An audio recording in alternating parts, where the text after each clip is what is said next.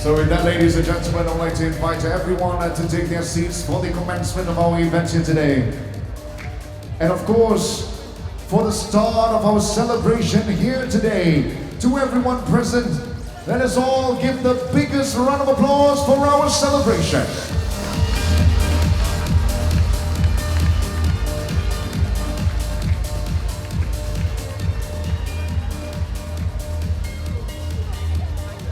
And today, ladies and gentlemen, marks an important day for DSAM. And of course, please allow me to commence our event by saying Assalamualaikum warahmatullahi wabarakatuh. Of course, good afternoon and hello to everyone present, including our distinguished guests and honorable guests. Yang berbahagia, Dato' Rohaizi bin Bahari, Senior Director of Distributed Trade and Business Sector of Domestic Trade and Cost of Living. Let's give a round of applause, guys. Yang berbahagia, Tan Sri Nur Hisham Abdullah, DSAM Code Administrator.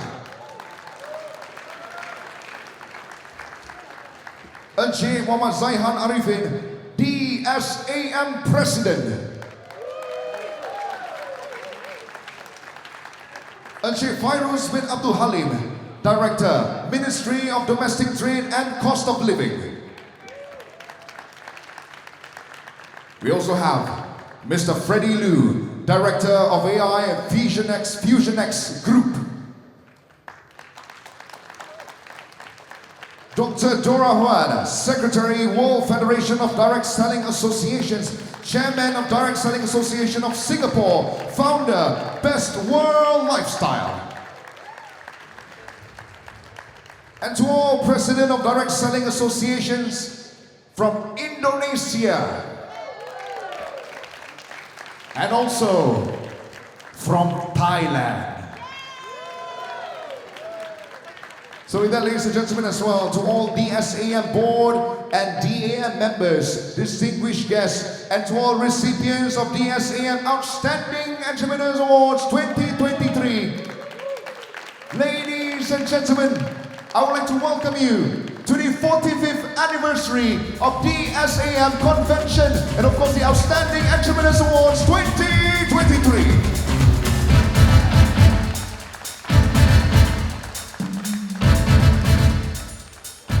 So with that being said as well, please allow me to introduce myself. My name is Shafiq Chulan and I'll be your MC and host for today's auspicious event.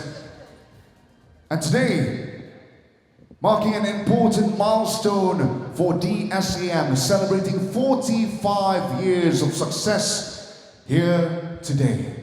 And ladies and gentlemen, we have brought in notable and of course, amazing companies here in celebration for this year's event. And before we proceed to do so, we shall now hear a few words from the President himself. Ladies and gentlemen, please join me to welcome on stage for the opening remarks by DSAM President Encik Muhammad Zaihan Arifin.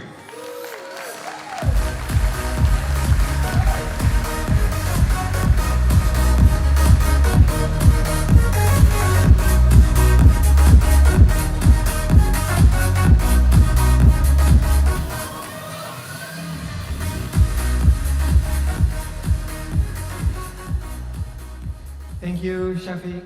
Terima kasih pengacara majlis.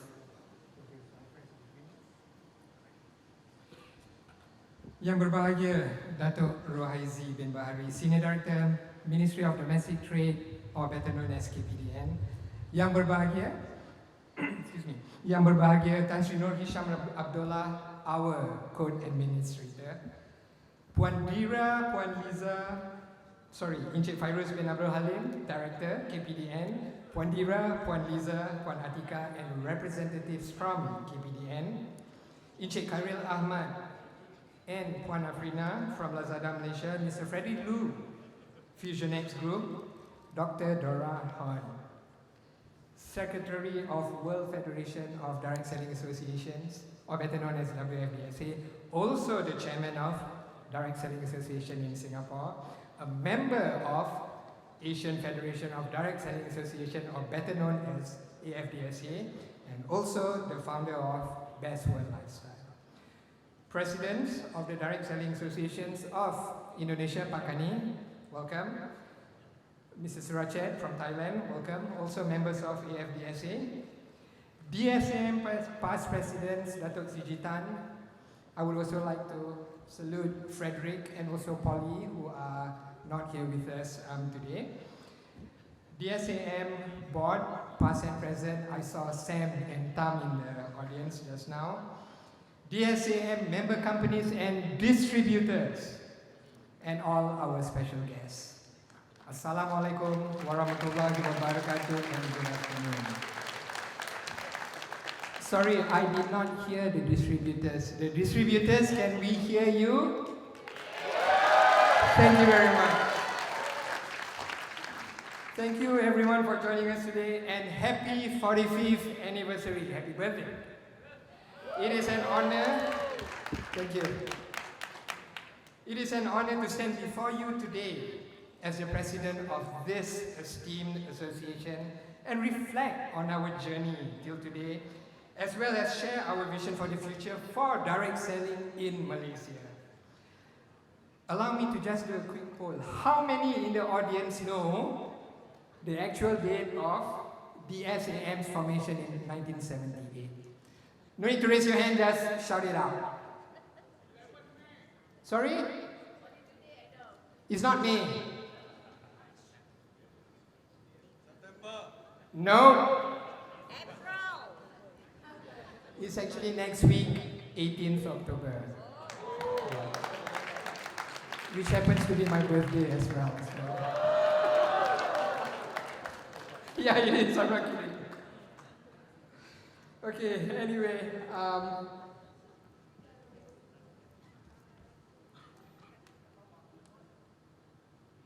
Sorry.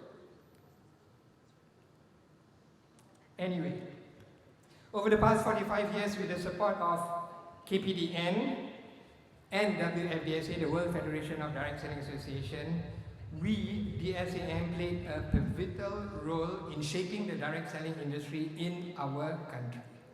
One of our key milestones was our involvement in the drafting of the Direct Sales and Anti-Pyramid Scheme Act Anti-Pyramid Scheme Act 1993.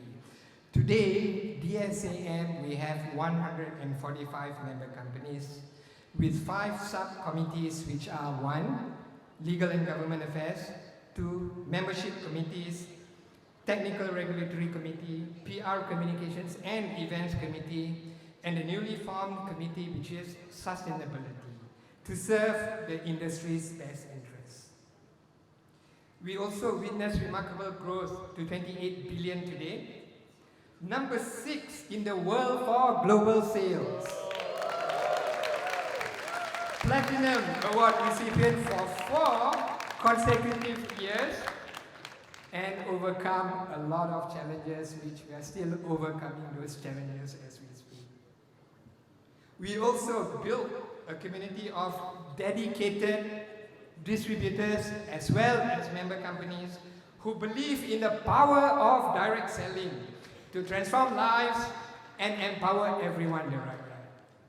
Recently, DSAM was also selected by WFDSA to be one of the only 4 selected markets to carry out direct selling global rebranding initiative to rebrand the direct selling industry and to reach out to younger target audiences, direct selling potentials, testament of DSAM achievements these past years.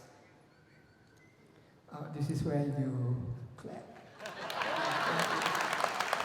A lot of hard work here. All right. So, however, as we look back on our journey, we must also look forward to the future. The direct selling landscape, as we all know, is evolving rapidly, influenced by advancements in technology through electronic and social commerce, changes in consumer behavior, the coming of age of Gen Ys, and growing interest in entrepreneurship. To continue thriving and remaining relevant in this dynamic environment, we, DSAM, member companies with distributors, must adapt and innovate. Here are some key considerations for the future of direct selling in Malaysia. Can I have assistance with the slide, please? Yeah, thank you. So, key consideration number 1.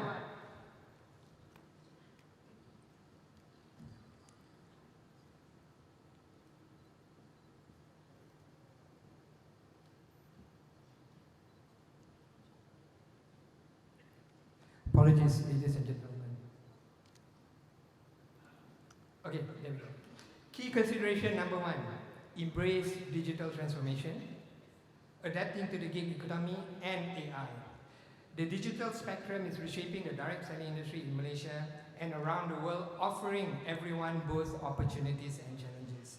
To thrive in this evolving landscape, direct selling companies should embrace digital transformation, prioritize training and compliance, and support building sustainable businesses. By doing so, only then can direct selling companies can harness the potential of digital economy to drive growth and innovation in the industry. We have today, ladies and gentlemen, Lazada with us, supporting the direct selling industry by collaborating with us towards a harmonious business environment. With regards to this collaboration, KPDN, only a couple of days ago, announced through Yang Berhormat, Dato' Armezan, Acting Minister, whom said KPDN supports this initiative, believed it to be the first of its kind, and to only allow distributors with LOAs, letters of authorization, to sell direct selling products on Lazada.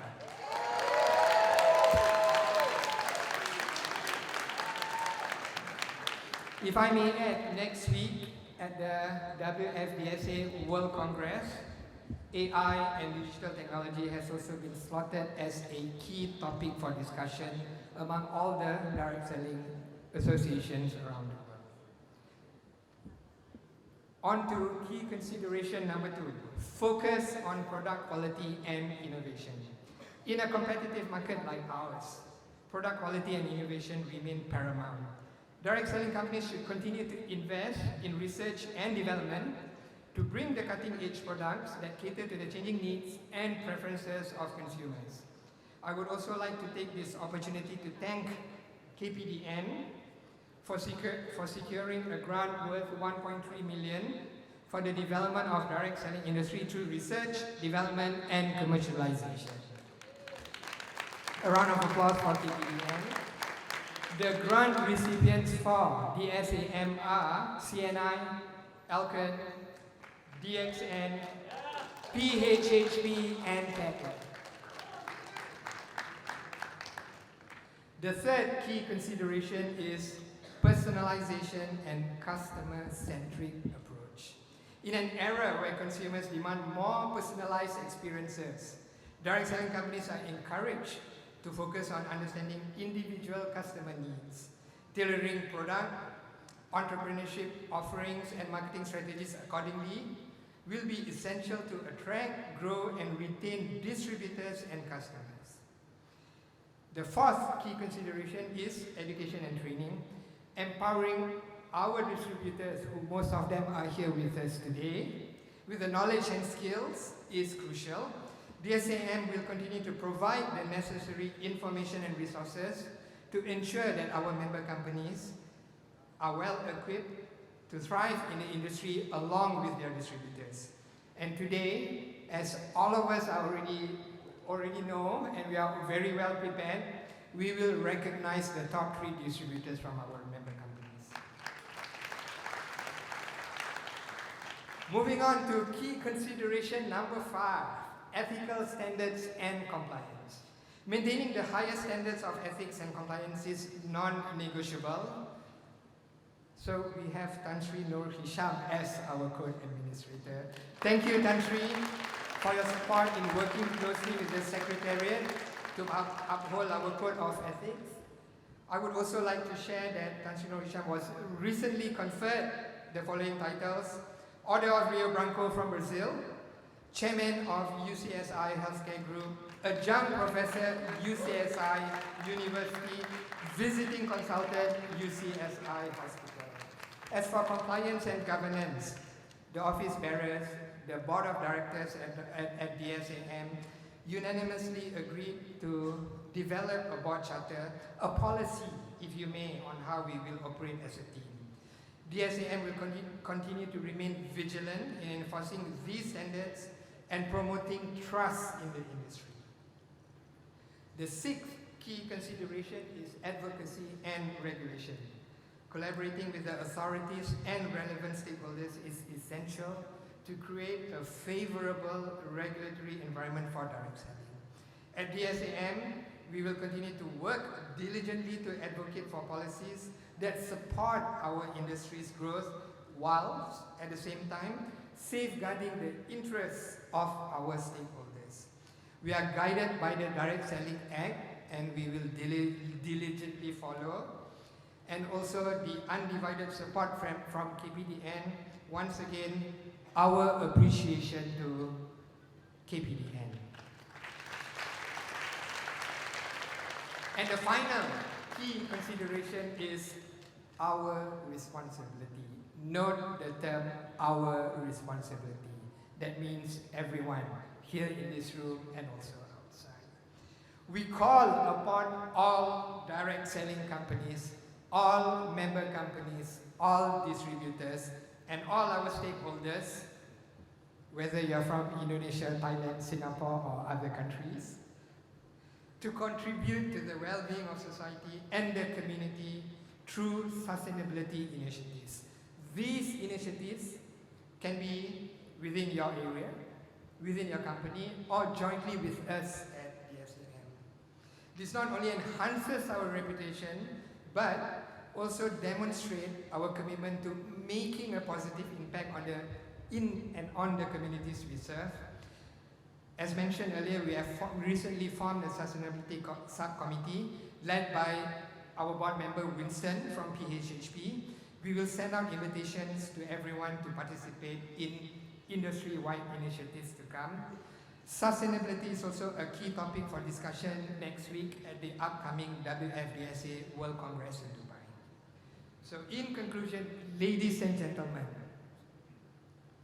as we celebrate our 45th anniversary, let us also celebrate the spirit of entrepreneurship, resilience, and community that defines the direct selling industry in Malaysia. Together, and only together, can we achieve great milestones, and together and only together can we continue to write the success story of direct selling di tanah air ini. I want to thank KPDN, all our members, the office bearers, the board of directors past and present, our distributors, Lazada, all our stakeholders for your unwavering support and dedication to DSAM. With your commitment and the right strategies in place, I am confident that the future of direct selling in Malaysia is brighter and will be brighter than ever. Let us embrace the challenges and opportunities that lie ahead and continue to empower and transform lives through the direct selling industry. Thank you, and here's to an awesome future for DSAM and direct selling in Malaysia. Ladies and gentlemen, let's give the biggest round of applause for the inspiring speech by DSAM President Encik Muhammad Zaihan Arifin. And with that, it gives me great pleasure to invite on stage Yang Berbahagia, Dato' Rohaizi, Senior Director, Ministry of Domestic Trade and Cost of Living, to deliver his speech.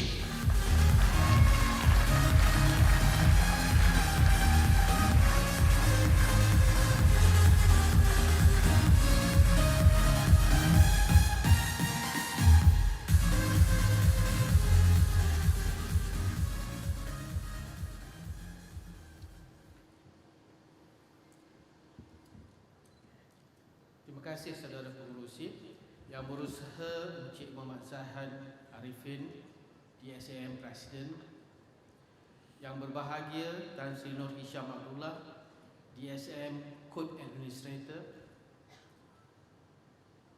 Yang Berusaha Encik Muhammad Fairuz Abdul Halim, Director Franchise and Direct Selling Development KPDN. Ms. Dora Huan, Secretary of World Federation of Direct Selling Associations. Mr. Freddy Lu, Director of Customer Engagement, AI and Analytics, FusionX International. Direct Selling Association President from ASEAN countries. DSAM board members, ladies and gentlemen, Assalamualaikum warahmatullahi wabarakatuh. Very good afternoon and Salam Malaysia Madani. It gives me great honor to be here today celebrating DSAM's 45th anniversary celebrations. 45 years is a significant milestone, especially for a trade association, as DSAM was founded even before the Direct Sales and Anti-Pyramid Schemes Act, which is also known as Act 500, which was enacted in 1993.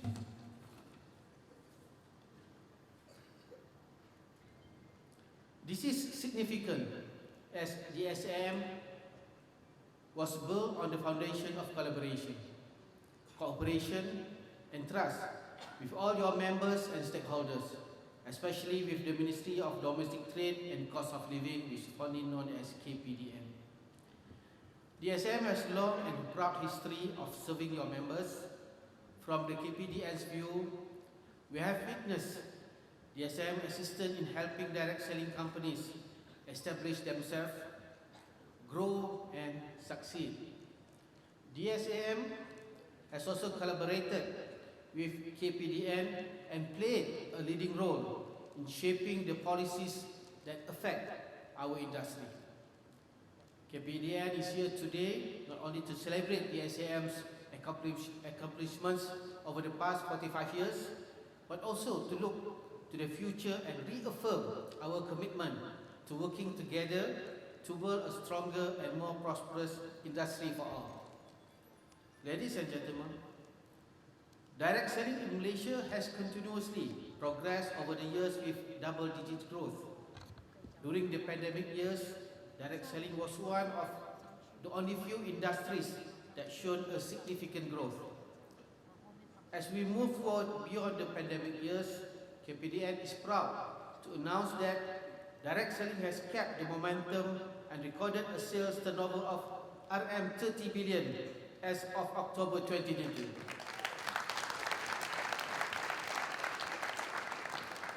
As mentioned by the Honourable President just now, according to the World Federation of Direct Selling Association, WFDSA, Malaysia has maintained its 4th ranking in the Asia Pacific and 6th ranking globally. This is indeed a very proud achievement for all direct selling companies and distributors. Let's give yourself a very big round of applause again.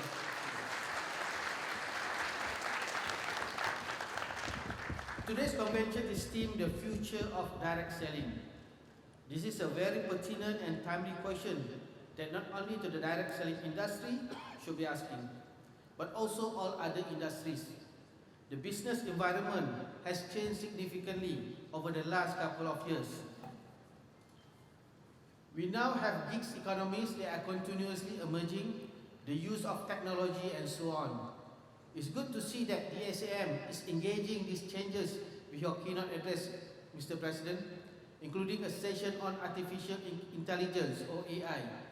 I'm sure DSAM members will embrace them and adapt to whatever changes that may come your way. You have been doing this for the last 45 years. The sale of direct selling products on e-commerce platform has been an issue brought to KDN by Direct Selling Association since many years ago. I must compliment Direct Selling Association, especially DSAM, for their perseverance in resolving this matter.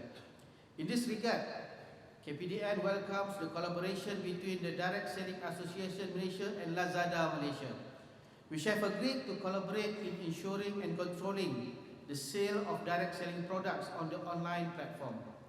Hence, with this collaboration, Each registered distributor must have an LOA, letter of authorization, to start selling any direct selling products on the Lazada platform.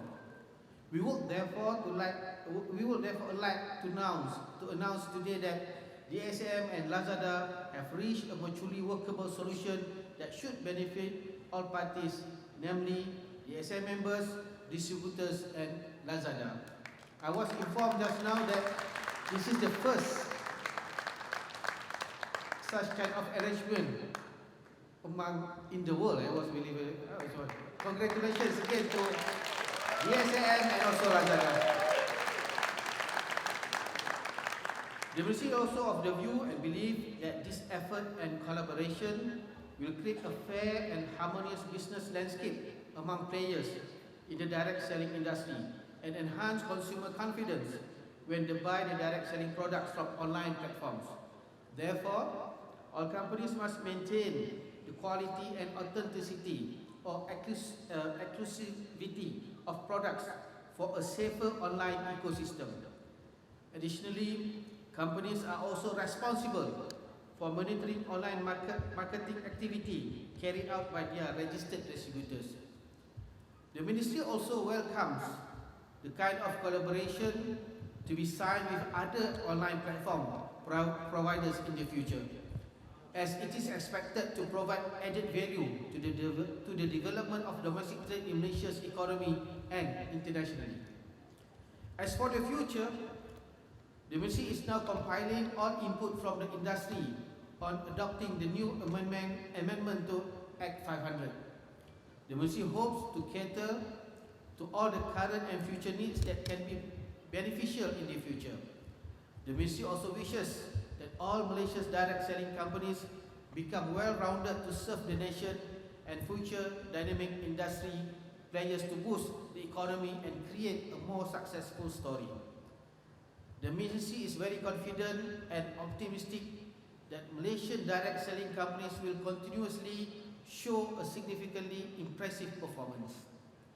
In closing, KPDN will find more ways to explore and collaborate with DSAM to elevate the direct selling industry to greater heights. I would also like to take this opportunity to congratulate the recipients of the DSAM Top Entrepreneurs Award. Your dedication and discipline, together with your principal company efforts, have proudly elevated the direct selling industry to what it is today. Before I end my speech, I would like once again to say Happy 45th Anniversary DSAM. Thank you. Thank you, Yang Berbahagia Dato'. Yang Berbahagia Dato', please kindly remain on stage for the next agenda here today. And of course, ladies and gentlemen, this is the moment that we have been waiting for. And this is the game changer for the industry here today. As we are about to proceed to the MOU signing ceremony with Lazada as well as DSAM. And with that being said, I would like to invite on stage joining Yang Berbahagia Dato', DSAM Code Administrator Yang Berbahagia Tan Sri Nur Hisham Abdullah, President of DSAM Encik Muhammad Zaihan Arifin, Lazada Head of Government Affairs Encik Khairil Ahmad.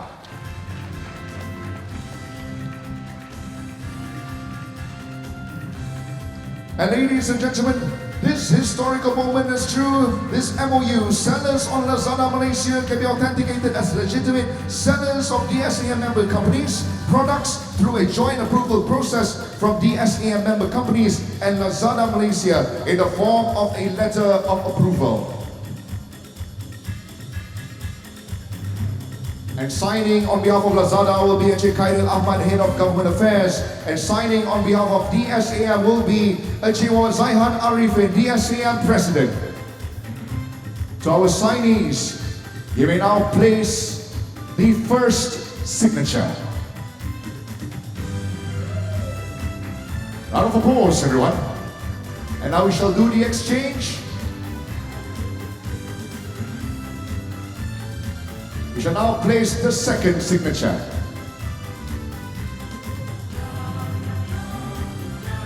And there you have it, ladies and gentlemen. The documents are now signed. With that, we'd like to ask both signees to stand, witnessed by Yang Berbahagia Dato'.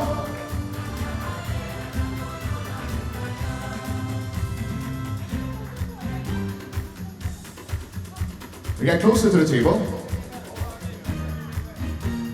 There you go. I think we have the chairs being moved, yeah? Can we do that? Okay, thank you. From Shangri-La here today. Alright, so first, we showcase first the documents. Alright, before we have the handshake of a lifetime. So, display the documents first for the media. One line. Okay, display first, yeah. Because they need to handshake, yeah, media? Okay, so, firstly, the showcase first.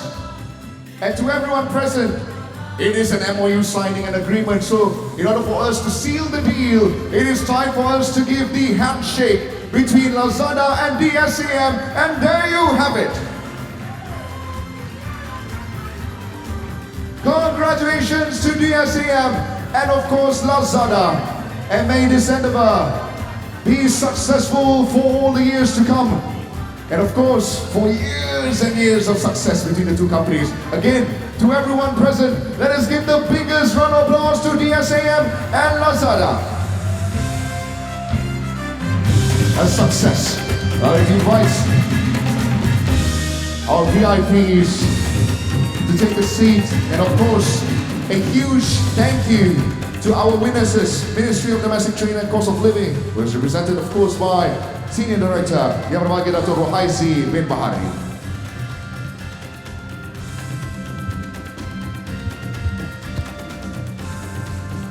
What a remarkable day for DSAM and Lazada, and to all the companies that are present. A new pathway has been built for you to achieve the higher heights. So, I think it's not going to be so silent. Let us give a round of applause for everyone present. And now we move forward with the next agenda. Ladies and gentlemen, the next one will be a keynote address.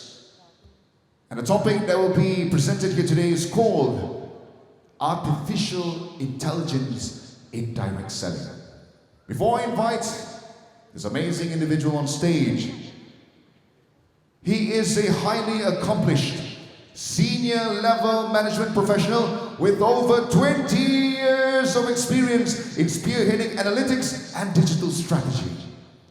He has a track record of building profitable data businesses and establishing sustainable capabilities of organizations undergoing change. He has also developed a reputation for building and leading data teams from the ground up, guiding organizations through their transformation journeys, and he has successfully done this on multiple occasions, including establishing a consulting practice for a Big Four, pivoting the traditional media company to a digitally focused organization. Ladies and gentlemen, the current progress of AI and how it supports the way businesses are operated. Can AI assist or change the future of direct selling? The answer lies ahead by me inviting on stage Mr. Freddie Liu, Director of AI Fusion X Group.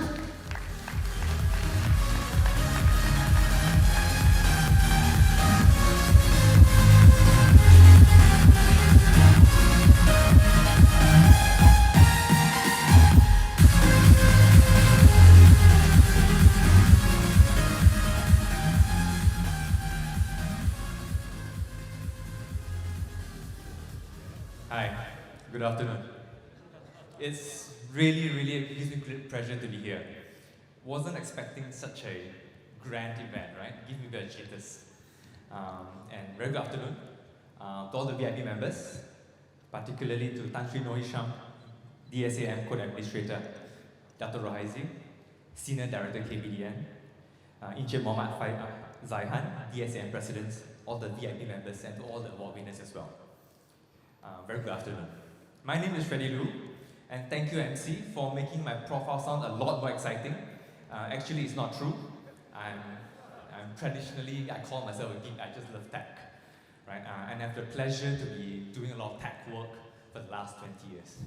And today, now that the honorifics is over, the greetings are over, is the difficult part. It's 2:30, 3 o'clock. How do I keep you guys awake in a topic called AI? This topic, AI is important, right? And it's a gift of putting people to sleep. So for the next 30 minutes, I'll try to share a little bit about AI. I will share a little bit what AI is. I will share the trends that I see regionally in Malaysia, and ultimately, how can it apply to this industry? So I'll give it a shot. Hopefully that worked. Talking about being sleepy, right? I just came back from Glasgow yesterday, so I'm really jet lagged. So in Australia, in Glasgow, with my 2-year-old kid, first time long haul without the mother, I was really, really worried. But ChatGPT saved me. I actually asked ChatGPT, how do you really keep a little boy entertained in the flight? So I've got some ideas. And that worked pretty well, right? 12-hour direct flight to London, we transit to Glasgow. I'm too cheap, too expensive business class, so I've got to take economy class. I've got to keep my son entertained, right? So ChatGPT helped me. And when I went to Glasgow, we did a bit of visiting. I was at St. Andrews. It's a town steeped with history. Again, I'm from Penang, right? So, big kedekut, right? I got no tour guide. So how do I enjoy St. Andrews, right? All the cathedrals and whatnot. Again, I flip out ChatGPT, right? Tell me more about the history, give me a walking tour. Perfect. I have like a pocket full of kind of like my own personal assistants. And the reason that I talked about this story, right? Last night 2 a.m. I couldn't sleep, a jet lag, right? So I was thinking about it. I used AI almost like, it's very subconscious. And I think that's happening to all of us. AI is really pervasive. It's in our lives. Whether you realize it or not, it's in our lives. Getting here from home to Shangri-La, I used AI to kind of track how much time I'm going to take. I don't be late, right? And it's everywhere. But then the problem really is when someone asks me, Freddie, what really AI is? When my mother asked me, Freddie, what do you do for a living? Oh, I do AI. She's 80 years old, right? Just started learning how to use YouTube. I struggle. This is difficult.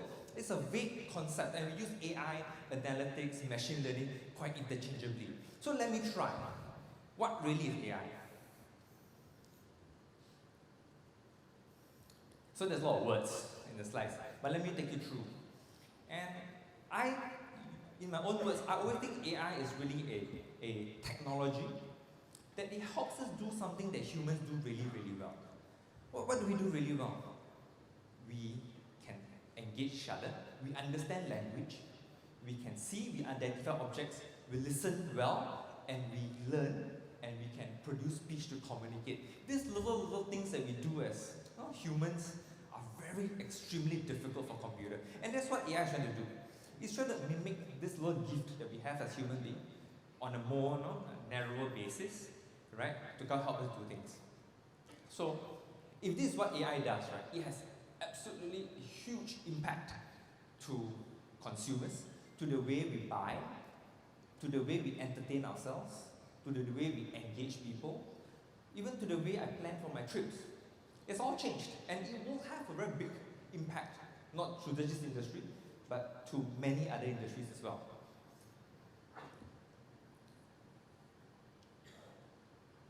And I kind of look back at history.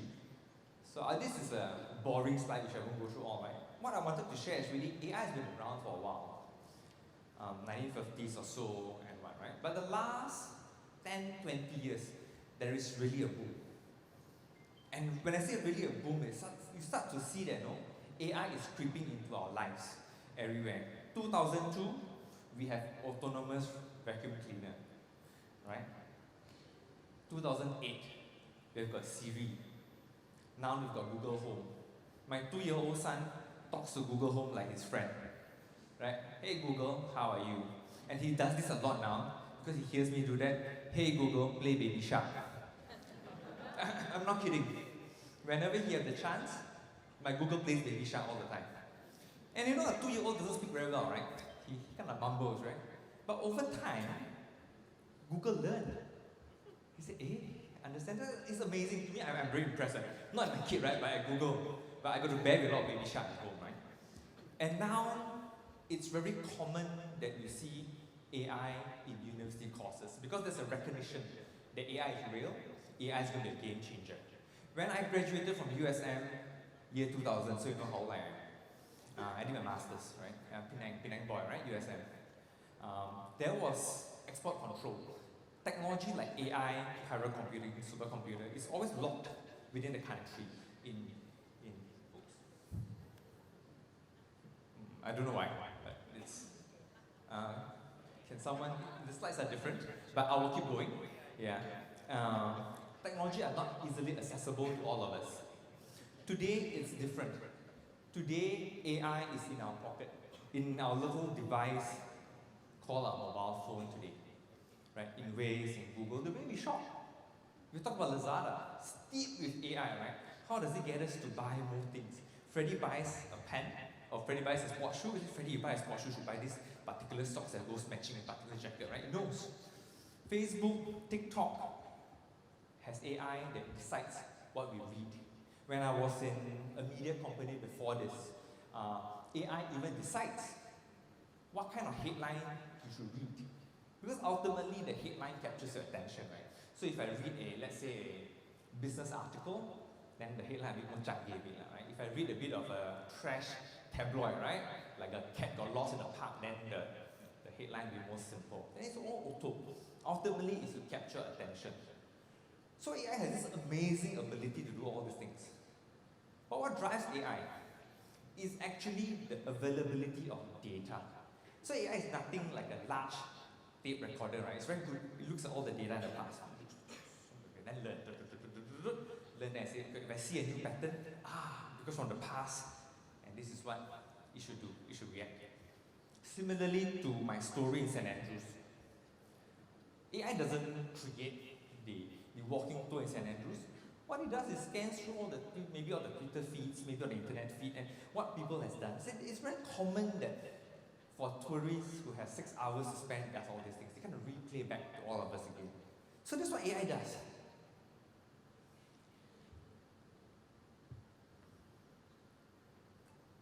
Excuse me, yeah. So we now know how great AI is, but the question remains, right? How do I use AI, or how does this industry benefit from AI? For us to do that, we need to look at what has changed for the last 6-7 years. And I picked up a few trends. The way we shop has changed. I'm sure you and I agree. Yeah. The way we shop is very different now from go to a mall and we buy stuff, right? Online e-commerce is real. And I've got some statistics which I can share about all these things. But I picked up 4 key trends. 4 key trends that are going to drive the way, has been driving the way we shop. Social commerce. If you reflect back on the early days of e-commerce, how do we shop? I will do my research and whatnot. Then I will go to a particular shop to buy. E-commerce really, it is just a platform for me to transact, to buy and deliver to my house. Over the years, it has changed. It became a social event whereby I no longer just to go to the website to buy. I shop, I explore, I ask people and I engage with the consumer, I engage with my friends, I engage with influencers. It becomes what's that word? It is a experiential process, that's what I'm trying to say. It's no longer a transaction. And I think it's important for us to realize that our perception towards e-commerce is now, it is a platform whereby now I get entertained through shopping. Look at the lipstick king in China. I don't know if you guys heard this guy who sells lipstick, right? It's amazing, right? He's a guy who sells lipstick, right? And I just do a quick lookup on how well he's doing. And a couple of statistics in my head if I got it right. In the first 5 minutes of his lipstick live commerce, he could sell 15,000 lipsticks. It's a guy, right? A guy selling lipstick. Never in my mind 10 years ago I said that this guy can sell 15,000 lipsticks in 5 minutes. And within a day he had a record. If I got my numbers right, it's crazy numbers. I looked up 2-3 times, is it real? 1.7 billion of sales he moved. 1.7 billion products that he moved in 24 hours, the lipstick king. You can just Google and look it up, right? So it's amazing. This only shows that now social commerce has got a large influence. People engage with all these influencers and people, right? It is big, social commerce. And this is going to be a trend that it's happening right now. Second trend that we see, mobile first audience. Mobile penetration in Malaysia is 86%, which only means that whichever brand or whichever organization that's able to capture the attention of the consumers via the mobile device has an added advantage. It doesn't mean that the traditional way of us selling, the human touch, is gone. No, it's still very relevant, but it has to be complemented with your mobile engagement. 86% is crazy, right? It means almost everyone in Malaysia has a mobile phone. User experience, I think Lazada is here. I think it's a great user experience. A lot of science has been put in user experience. When we flip up a phone, which is such a small real estate, how do I keep people engaged? And I'm sure all of us use Lazada as a shopping tool, right? Or any one of the shopping app over here. And digital payment. Traditionally, one of the biggest barriers to e-commerce is payment. I will use the website to do research. Check. I will check the price. I will check what to buy. I will look for reviews. But when it comes to buy, I say, okay lah, I will go to the shop and buy, or I will log into the shop's merchant and buy. That's going to change. That barrier is going to change. Because now payment and shopping is merged together. Why am I telling all this? Because at the back of all these trends, it's where AI has been powering it. Right? AI by itself is not as powerful or significant, but you have to overlay the changing consumer behavior. And at the last slide, we will show that what are the few things that if I were to embark on this AI journey, what should I do? Some statistics, right? Is a busy slide, but I just wanted to. Internet penetration rate is 83%, which means almost everyone has got internet, mobile first. There'll be more people who has a mobile than has a computer. So really, we need mobile is where the new playing field is going to be. There's a survey done, not by FusionX, but by an independent third party. 87% of the survey respondents shop through social media platform. And the key here is not just on a shopping platform, it's a social media platform. Because like I said, shopping now is experiential. I like to shop with my friends, I like to bincang with my friends, talk about this product, does this look good on me? And then we talk, and we bincang online, so let's do a good buy, we get discounts. And all this is happening online. It's no longer just to go online and buy. So it's really all about engagement. So that's trend number one. And trend number two, our ever favorite pandemic has kind of changed the world a little bit. Yeah, its last 2-3 years has been unprecedented. Lifestyles have changed. Having a conversation prior to this, not just about consumer behavior, even workforce, even my organizations have changed, right? When I talk to my team, I said that, hey, now that we have hybrid working arrangement, I said, if ever another organization pays you a little bit more, but it's 5 days a week back to office, would you stay in the organization? Tak mau lah. I mean, I'm so used to the work-life balance and working hybrid, right? And you can just be effective. So it has impacted us in many, many ways, from the way we work, from the way we shop, from the way we consume. There are a couple of things which I kind of picked up from the change in consumer behavior, which is the green and the purple bubble over here. Which after this whole shift, there is a growing awareness about health. Which is a good thing, right? Yeah. And then there is an upsurge of healthcare and supplement products. And this is because some research which we have done, and beauty and personal care products. It says on the left, which is here, the green box, right? There is 6% CAGR growth on these healthcare and supplement products. And then there are some few top selling products, right? Nicotinamide mononucleotide, it's a long word, but actually it's longevity pills they call it, right? But basically what I'm trying to say is really the change in the consumer behaviors has driven a new consumption pattern where people are start more conscious about health and started buying healthcare and supplement products. But however, there is a catch to this, right? Consumers are also getting smarter because of digital, right? I talk to my friends or not, should I buy this product, should I buy that product? And become more aware.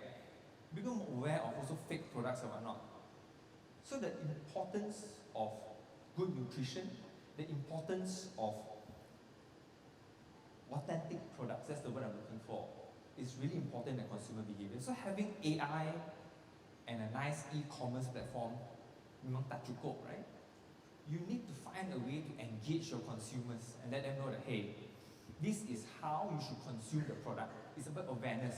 This is how I can prove to you my product is genuine and it will help you in your long-term health. So that's one trend that we see. Beauty and personal care products as well, right? There's more at-home treatment kit. Kind of stuck at home, right? Excess cash, what do I do, right? I can't go to do my facial. I'll start buying essential kits. I kind of reward myself a little bit at home. That's also a growing trend. And I think this has also, once consumers start moving to that, and start shifting to, hey, I can do all these things at home. Point number 2, consumers are demanding proof that these claims are true, they are real or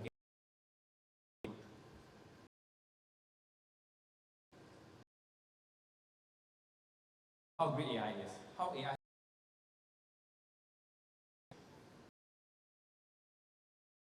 post-COVID-19, there is a growth in beauty and care products. And this is the slide that I wanted to spend a little more time on. What does it really mean, right? If you put all this together, jumbo, I understand consumer changed, but when they picked up, like from SD Law, personalized customer experience. We talked about how consumer behaviors have changed. That's it. Could do this. Customize based on your profile. Right? If I have applied this product, I'll be a little bit fairer, and how do I look? If there's an AR, how to apply. I'm sure you guys have seen how awesome the TikTok filter apps are, right? Yeah, you put the filter apps, right? And the before and after, all look very different. Same technology can apply. Yeah. In fact, if I know you enough, AI can even tell you, say that, hey, based on people of your profile already, your age, your skin texture, and how you look and whatnot, right? I've had enough examples. These are some of the products that might work well for you. It can give recommendations. And hence, what we're realizing is, if AI coupled with your human touch, right, it supplements, it gives you a very personalized experience to your consumers. And that's happening all around us. From shopping app, from the way you travel, from airlines, from telco, the personalization is big. And personalization will only work if I've got all the information about you. And we call it micro-personalization or one-to-one personalization. So you can have a personalized customer experience. Let's imagine a little bit more. When we walk to the mall, I talk to the shop assistant and said, hey Freddie, what I'm looking for, I have this conversation. I kind of like it, right? When the person talks to me and says, oh, this is my skin profile, this is a problem that I have, this is my budget, blah, blah, blah, blah, blah. Let me do a customized plan for you. You liked it, right? Shop assistants. This whole experience could be mimicked through artificial intelligence. Yeah. If I could do that through a mobile app, it opens up my market, not just to the urban, but to urban and to rural. If internet penetration is 83%, which means that through mobile phone, which means that I have a market that I can cover broader, locally, as well as internationally, because the cost of sale is the same.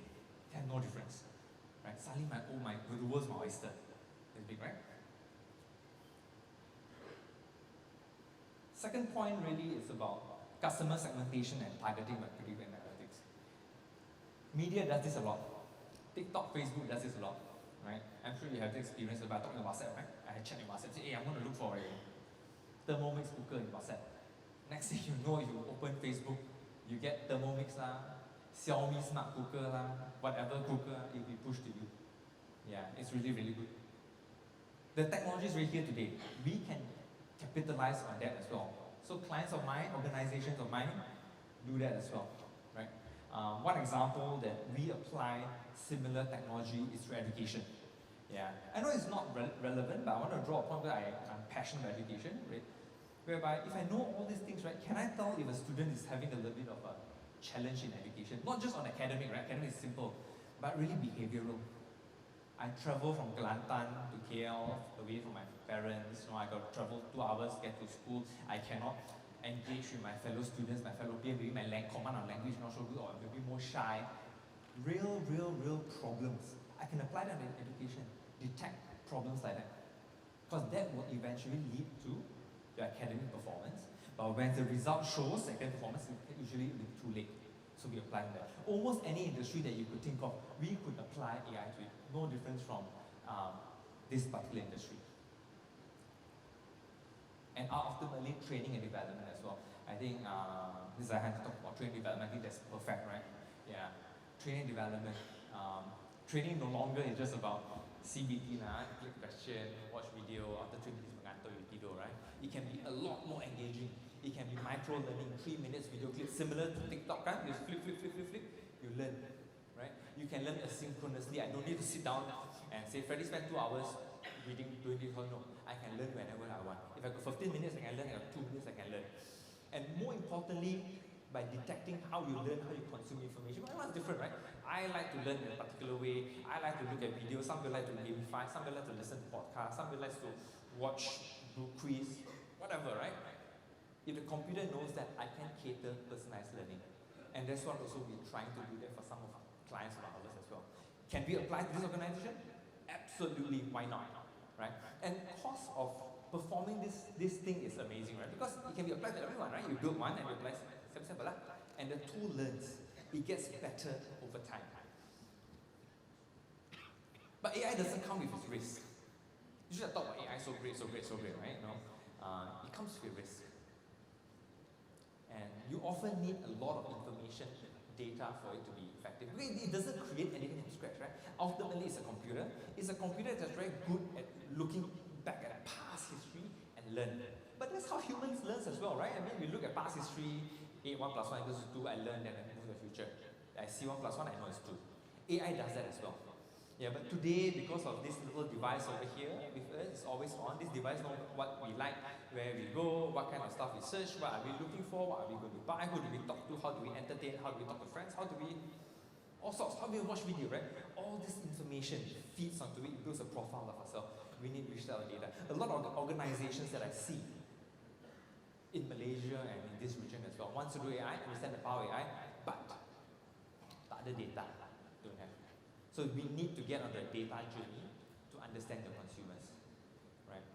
Prediction analysis is not always true, it's not always correct.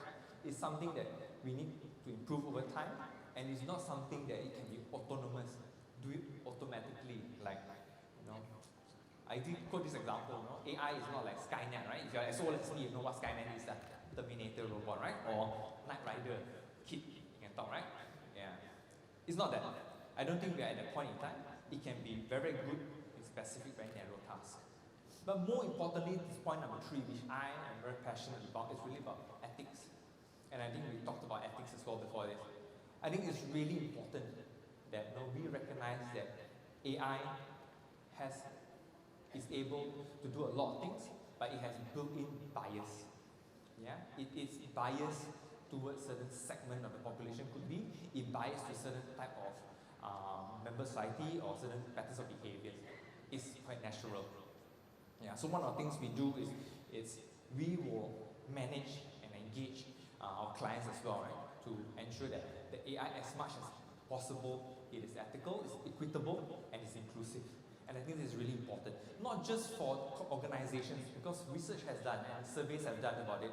Consumers today, not just buying a product, they are buying the purpose or the value behind the product, and a lot of them is about being equitable, being inclusive, being fair, and covers it, being diverse, covers the all segment society, right? Yeah.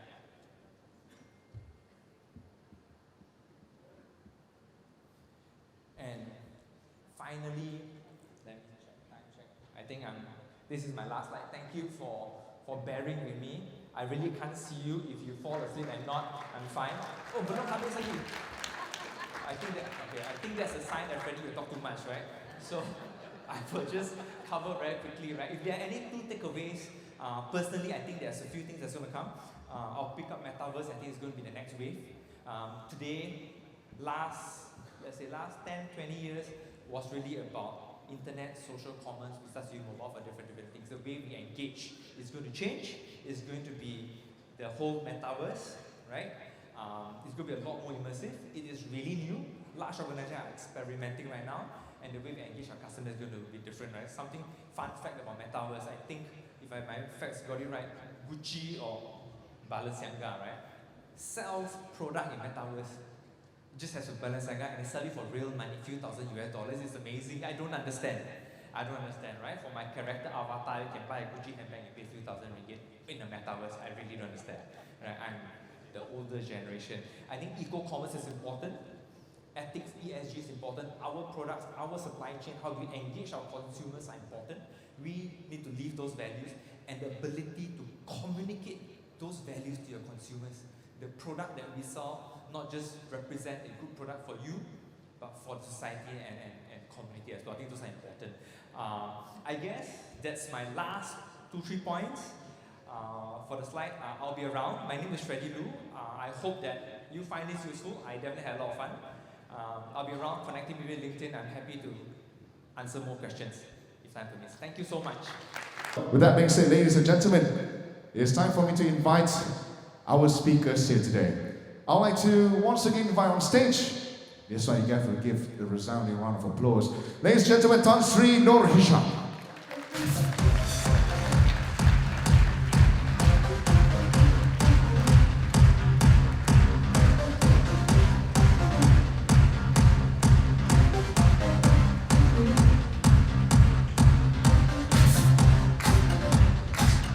Joining Tan Sri Dr. Nur Hisham on stage will be none other than Dr. Rohaizi bin Bahari.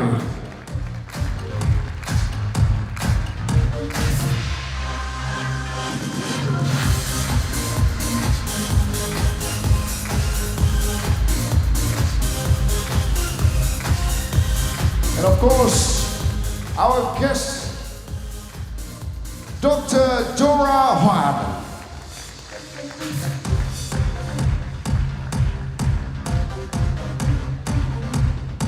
So I'd like to also invite the interpreter for Dr. Dora to come on board. Please join us on board, please. So I'll introduce myself again. My name is Shafiq Chalan, and I'll be the moderator for this session here today. And firstly, I want to say it is an honor and pleasure to have everyone on board on this stage, this very stage here. So of course, each of our speakers are representing a different part of the industry here today. And of course, we'd like to know more about the future that holds for direct selling. So allow me to just show and share with you a bit of details of our speakers here today. And of course, ladies and gentlemen, starting with Tan Sri Dr. Nur Hisham Abdullah. And he was the Director General of Health Malaysia for about 10 years between March 2013 and of course April 2023. And prior to that, he was the Deputy Director General of Health Medical between January 2008 and February 2013. So, as you all know as well, currently Tan Sri is a Senior Consultant Surgeon in Breast and Endocrine Surgery at Putrajaya Hospital, and of course chairs multiple medical professional councils and national level technical committees.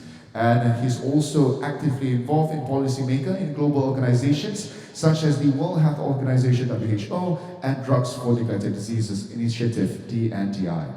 And thank you, Tan Sri, for being with us here today. Thank you very much.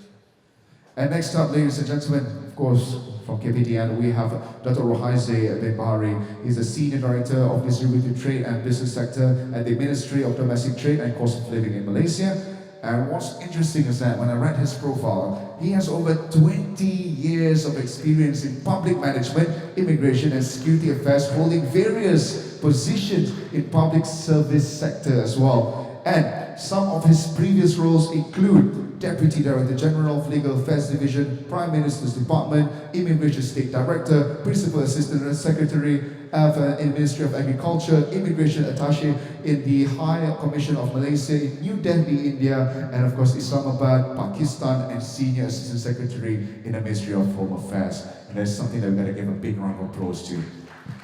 So thank you so much, Dato, for joining us here for the keynote here today. Thank you. Thank you for the introduction. All right, and of course, our special guest that we've invited here all the way from Singapore here today, we have Dr. Dora Huan, who is the founder of Best World International Limited and serves as the co-chairman and group chief executive officer as well. And in 2004, Best World Group became the first direct selling company to be publicly listed on the Singapore Exchange. That is huge. And now she serves as the President of Association of Small and Medium Enterprises, ASME, from 2001 to 2002 in Singapore. And of course, she also initiated the Singapore Prestige Brand Award, SBBA. And thank you so much, Dr. Dora, for joining us here today. Hi, good afternoon. So, before we move forward, we have an interesting topic. As I mentioned before, we have the future of direct selling. As we're going to touch upon three different parts, three different industries here today for us to cover loads on the questions that I'm about to ask. And of course, we will proceed with the first question here today so that all of us can ponder upon. And we want to touch upon firstly, because we've mentioned a lot on the involvement of the government for direct selling here today. And with that, so can we give a round of applause to KPDN as well? A lot of support from the government for the direct selling industry. So in that case as well, to Dato Rohaizi, we're going to touch upon this. We've seen a continuous sales year after year for the industry, and KPDN being the regulator for the direct selling industry in Malaysia, what steps does KPDN take to help elevate the direct selling industry for it to continue its growth in the future? Thank you. Well, I can say the simple word is the key word here was engagement actually. In order to ensure this industry continues to thrive and grow, so we have a lot of advocacy program, and then apart from that, we have to promote products, engage with the proper business networking and so on. This is a continuous effort by the ministry, as well as together collaboration with the industry, especially the association like DSAM, will of course will help the industry to further, to mark for the growth. Yeah? And then apart from that, in order to the industry to remain excellent and dynamic in the future, we have for KPDN, I can say for the time being, we practice the concept of no wrong door policy. And then this of doing business as well as the licensing. We will discuss, listen, and work together with the industry. And then this is to ensure that we deliver a healthy environment through positive image of direct selling, so that the industry remains relevant as an option for the ability to generate income. That's what I can say how we are going to see future growth of the direct selling industries. So KPDN's point of view here for the growth of there's a lot of support that's been mentioned there as well. And one of the things that I've heard as well, and throughout the years of direct selling, there's also a change in, of course, the generation that we have here, and that includes also something that we call generation gap. So in each of the generation, as we mentioned before, Dato, in that slide as well, I think there's one common thing that we're going to touch upon later on regarding generation, which I'm going to ask later. But one important thing as well, we know that the support from KPDN is huge here today. So when we're talking about direct selling in a way as well, ladies and gentlemen, we're going to ask Tan Sri a very important one here today. Because, everyone knows that Tan Sri has a health background, right? So I want to know, what are your thoughts, Tan Sri, regarding direct selling, especially the industry itself? All right, thank you very much. So if you to see direct selling, it is a process of engagement and a process of selling or providing services or products to the consumer at home, for example. So this is a concept. Now in the Ministry of Health, we have been providing, using this engagement and the process of delivering healthcare to the patients. But normally the delivery of the services will be in the hospital or the clinic. But if you look back more than 40 years, we have been delivering services, postnatal services at home, whereby our nurses going to the home to see the baby and the mother. So that was the concept. But we were a bit slow in terms of decentralizing the services back to the home. Last 10 years, we started pharmacy via post, because we realized that, our hospital is congested, our clinic congested, and patient comes every 2 months, for example, to collect the medicine. Their appointments to see the doctors are always 6 months. Again, every 2 months they have to come to hospital, parking, queue, and etc. So then we have this idea, why not we send the medicine to the home? So we engage with Post Malaysia and we deliver the medicine to home. So it's the process of engagement. That means we know what the patient wants, what medicine patient is taking, and how we can deliver the medicine back home. So these services, again, when we are able to deliver the medicine back home, and then the trust is there, we have to build the trust in terms of the services. Second is that we need to engage with the patient, the do's and don't. And more importantly, we decentralize the services and decongest our hospital. That means we offload some of the services, and the patient need not come to the clinic or hospital, and congestion occur in the hospital. So using that principle now, we need to set up the services, the product that we have.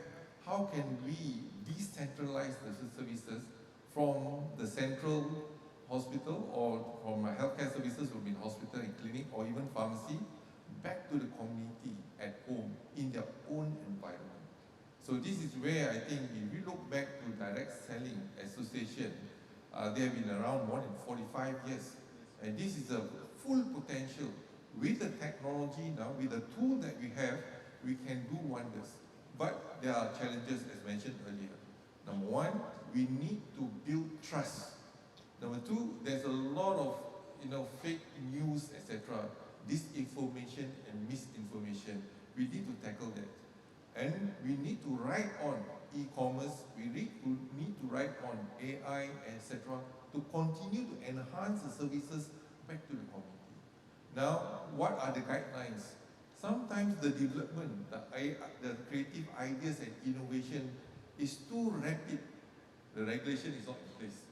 This is where we see it's important for the society to come in, to regulate, self-regulate, and create a standard to build trust. To build trust, there are few things that you need to do. Number one, you need to engage with the consumer. Continuous engagement. Number two, you need to explain the issues and challenges with regards to your product in terms of Q&A, communication, etc. And number three is that we need to manage the expectation of the consumer. So if you can manage the expectation of consumer, in terms of delivering your product, then you build trust.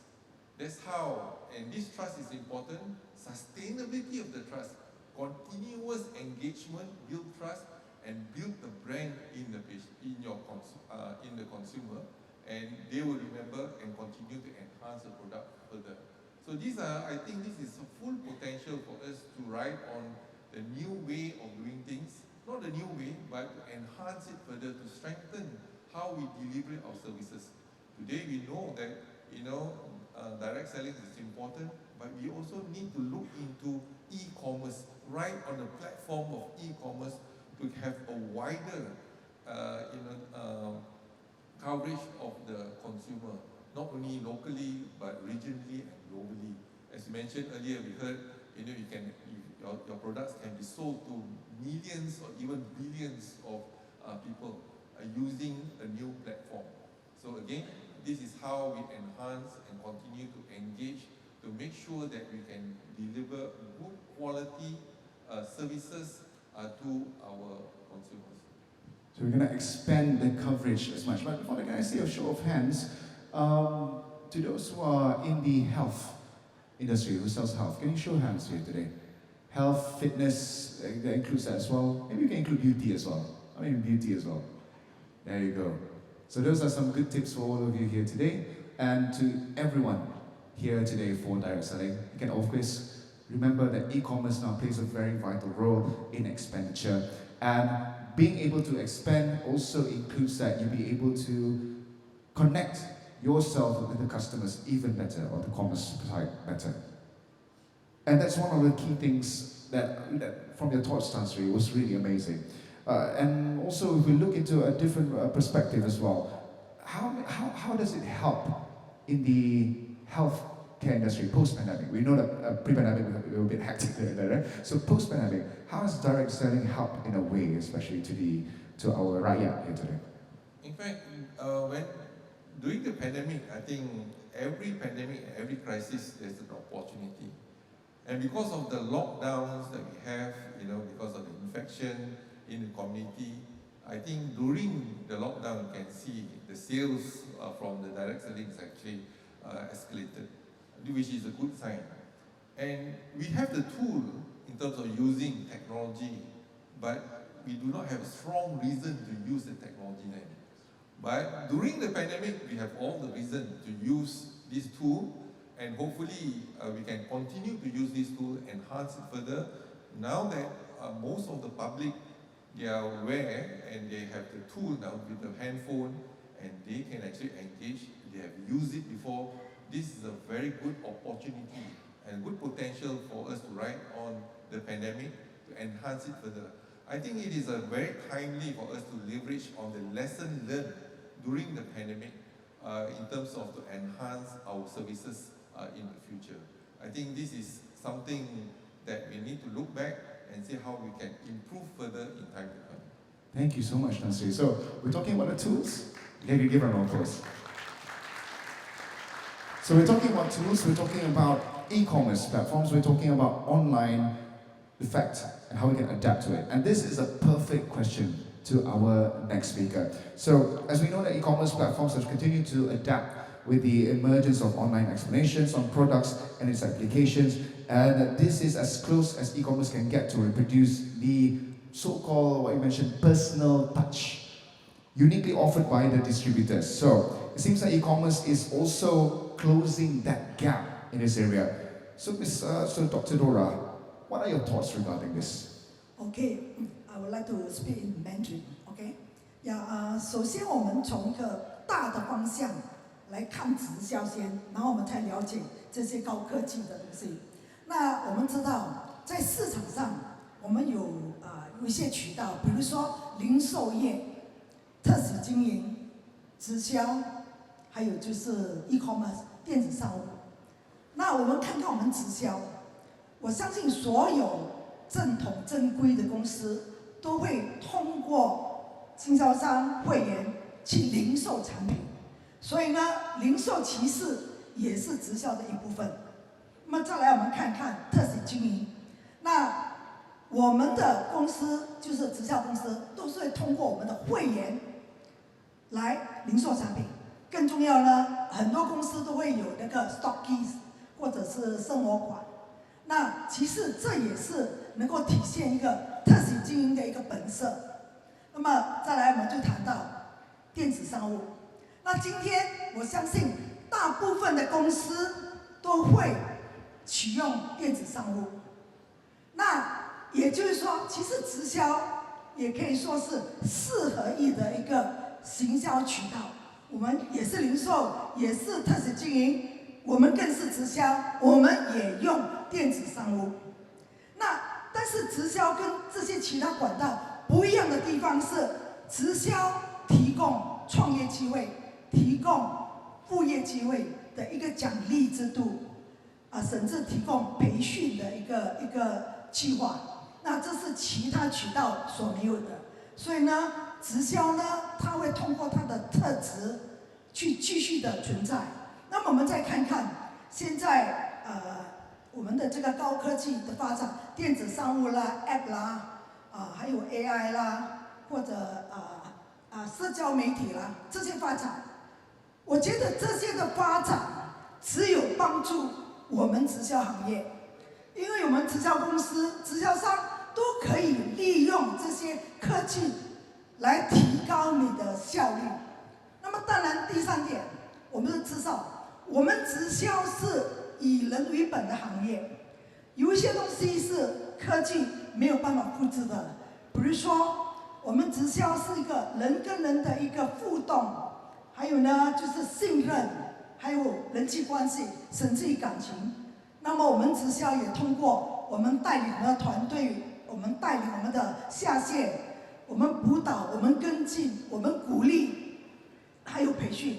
那这些东西很多方面也不是这些高科技可以取代的，所以我觉得高科技的发展更有利于直销，也帮助了直销业的发展。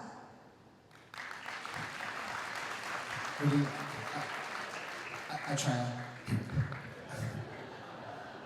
Let's start with the understanding that direct selling from a broader perspective. In the market, we understand that there are 4 main sales channels. Number 1, retail, franchising, direct selling, and e-commerce.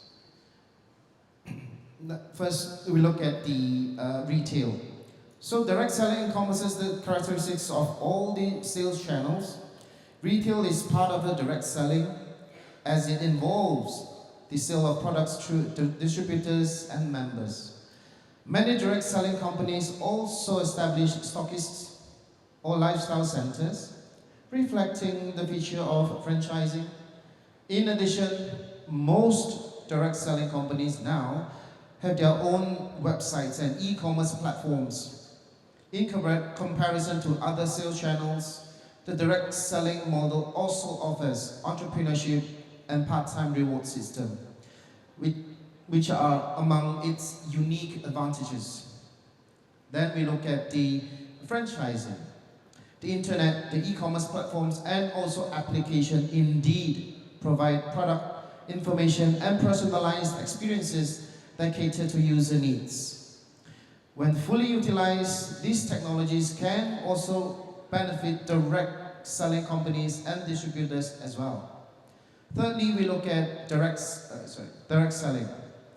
The direct selling model is a people-centric business in which it emphasizing the interpersonal interactions, trust, and emotions.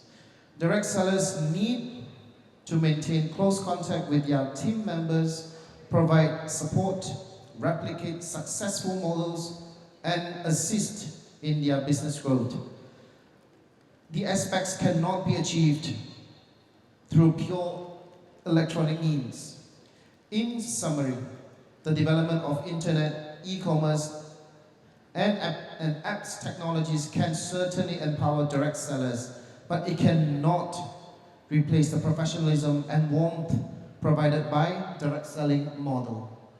That's been responded by Mr. Freddy earlier in response to the questions and of course the question from our gentleman earlier. So that's also going to be a fact that in a year's run, that thing cannot be replaced. The empathy that's been placed as well for you to direct to your customers will not be replaced, but instead it will empower you in a way for you to have that, to bridge the gap to you and the customers today in order to have your direct selling being organized well for them as well. So, when we touch upon that as well, we've touched the key things that the first thing we've been hearing all day long was in regards to e-commerce, and of course the tools that are involved. That will be the first thing that we've discussed for the first part right here, involvement of the government in that sense as well. So now we're going to touch upon a very good topic. This is in regards to a very, very interesting one, because this is more towards KPDN. As we all know, Dato', there's a lot of focus nowadays, right? This is more of an issue, guys, on the rising cost of living. So this is very important, especially for the B40s. So we all know that KPDN has done a lot to help in managing this situation right here. So what role can the direct selling industry play, or even collaborate with KPDN in order to help to create a better future for all, especially to those who are facing such problems? This is a very interesting question. Currently, a lot of people address that what government is doing. Because on the part of the KPDN, apart from we have the Jualan Rahmah, we have an initiative under Payung Rahmah. This is more on the incentive or subsidies given to the rakyat. But how we can help? Yeah. So fortunately, I am now in charge of the direct selling as well as the franchise industries. So with regard to franchise, yes, we have the micro and affordable, say franchise micro and mampu affordable, which is the capital is around, if for mampu milik is called affordable, is below 100,000 ringgit, and franchise might got 50,000 ringgit. But still, it's considered quite a big investment for the B40s especially. And for that, you can see, direct selling is a part of the, I think, is a very suitable, because what we can see is that the direct selling can become one of the platform, because you don't need to have a big capital to become a representative.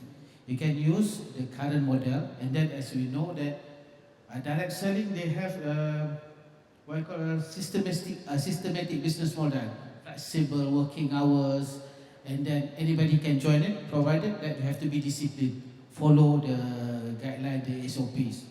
And then apart from that, even for those already have jobs, a regular job, they also participate on part-time basis.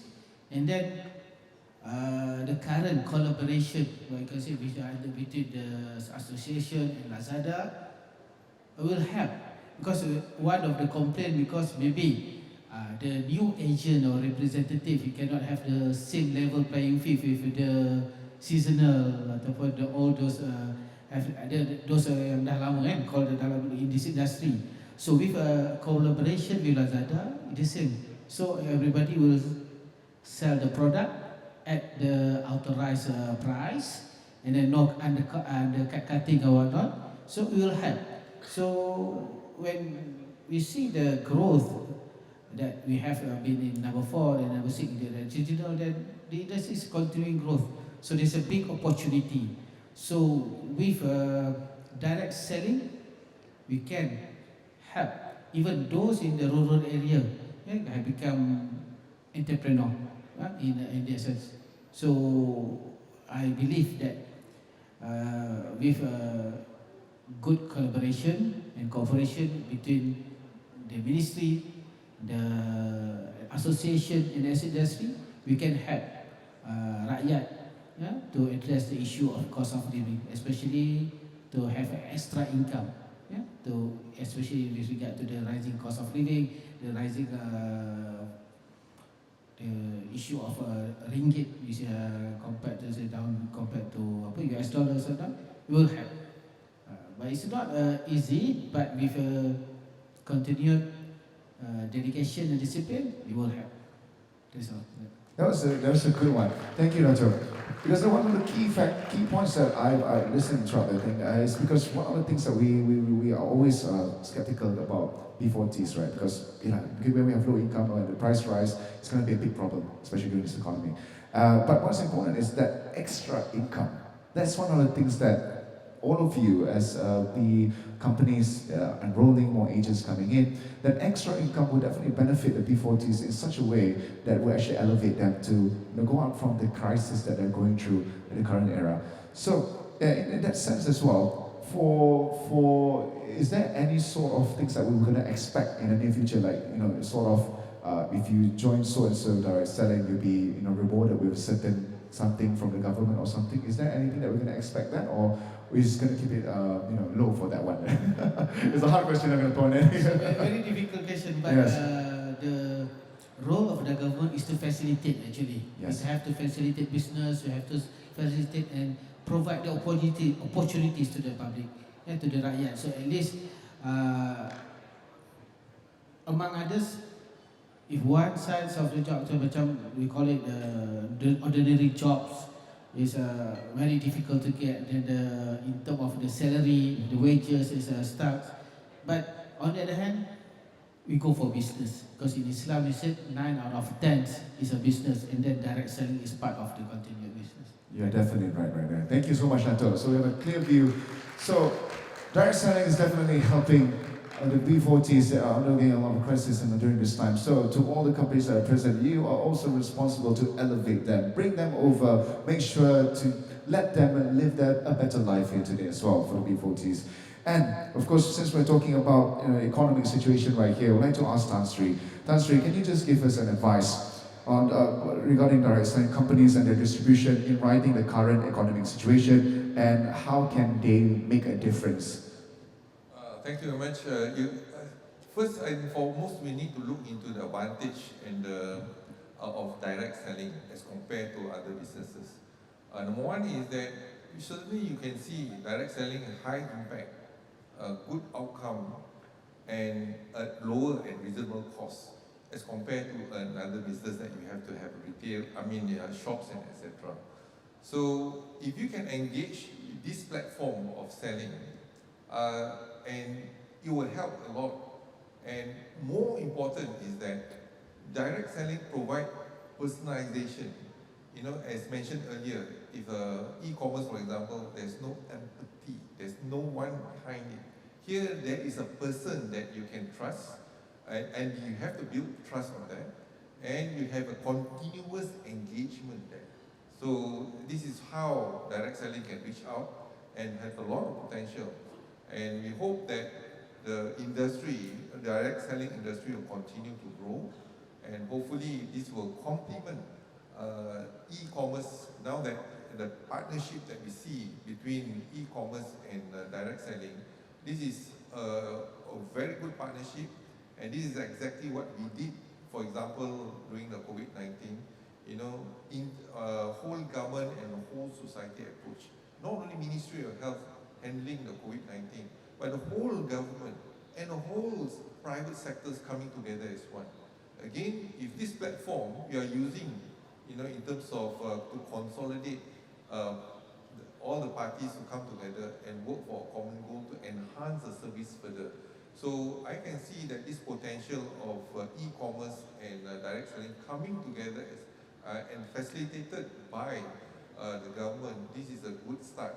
And hopefully that we will make a big difference in time to come and strengthen the opportunity and of direct selling in this country.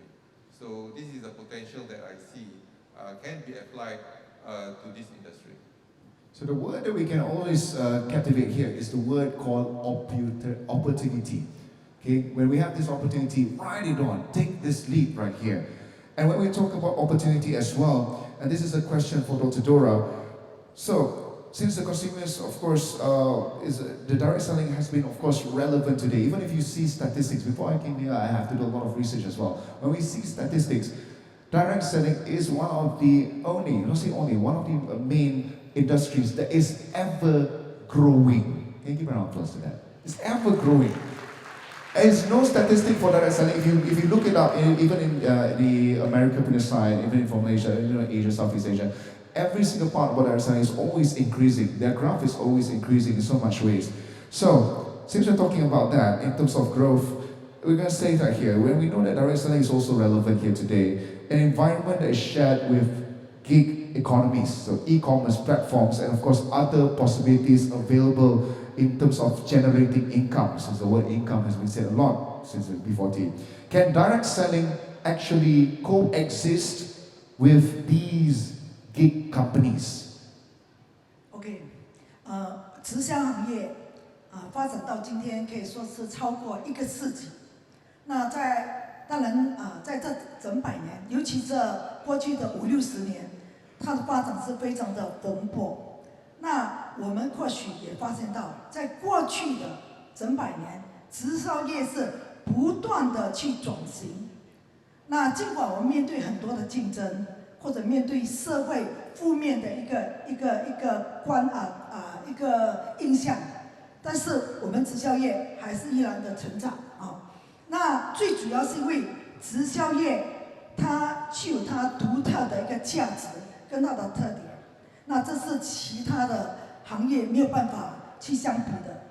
那刚才我们提到就是零工嘛，零工经济。那到底直销跟零工有什么不同？首先我们知道零工经济它就属于打工嘛，但是直销它是一个事业。那这两者不同是对于直销它提供了一个平台。让想做的人能够在这个平台给他支持、给他培训，来去建立他的一个事业。那另外一点，我们看到零工不同的另外地方，零工是属于一个短期的一个直接收入，而直销它却提供了直销商长期的可持续的一个收入的潜力。也就是说，直销业它也有一个直接收入，它也有不在职收入，就是 passive income。那这是其他行业不一样的地方。那当然更重要，我们直销业也提供培训跟个人成长的机会，所以我们也看到好多直销人、直销商通过我们这个直销平台来翻转他们的人生。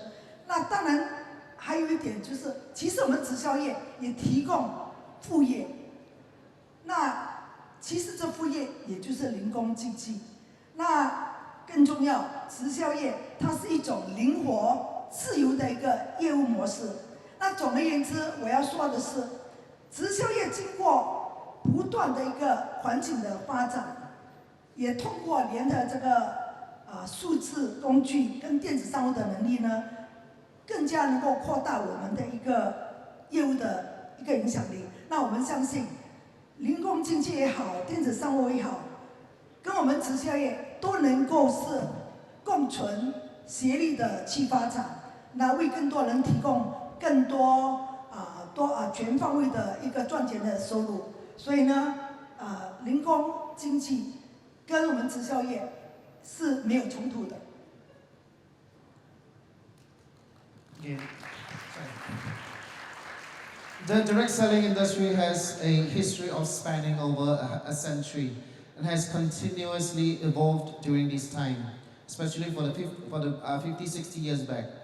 Despite facing competition from the retail and e-commerce sectors, the direct selling industry continues to stand strong for the last 50 and 60 years. This is primarily because the direct selling industry still possesses unique value and characteristics that are unmatched by other industries. There are differences between direct selling and gig companies. Like what was mentioned just now, the gig economy is characterized by employment, whereas direct selling considered as a career. The key difference between these two lies in the fact that the direct selling provides a platform for individuals and establish their own businesses with support and training for the industry to support their career. On the other hand, the gig company may offer short-term income opportunities, but direct selling provides the potential for long-term sustainable income to the direct sellers. Direct selling provides opportunities for training and personal growth. The direct selling industry is equivalent to gig company as well as it offers part-time opportunities. Direct selling is also a flexible and independent business model.